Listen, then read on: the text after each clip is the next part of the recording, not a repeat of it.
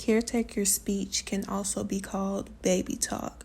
3 features of baby talk is slower speech, shorter phrases, and higher pitch. Now, what I mean by slower speech is that they don't talk like I'm talking now as fast as not as fast, but like at a normal pace like they would, because they want the child to understand and grasp what they're saying. So they might go slower, like, can you go and pick up your toys or something like that.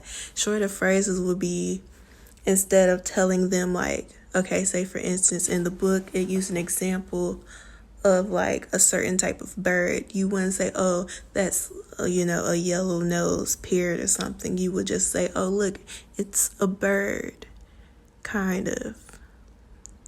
And for higher pitch, you wouldn't talk like this. You would go higher, like, oh my God, it's a baby, something like that, because that's what I usually would when I speak to babies. But anywho, that's basically baby talk. And there are other features too, like repetition, and you tend to repeat a lot so the baby can grasp and understand what you're saying. Because I don't know, for some reason people think that babies aren't, they won't be able to understand you unless you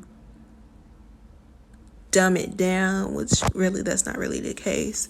And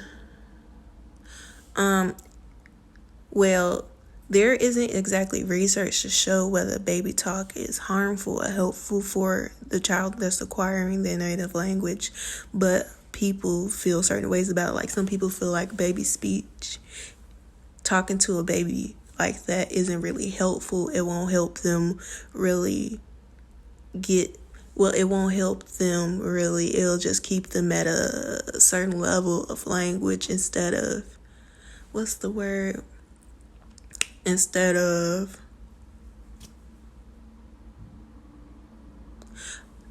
okay, so they will still be using like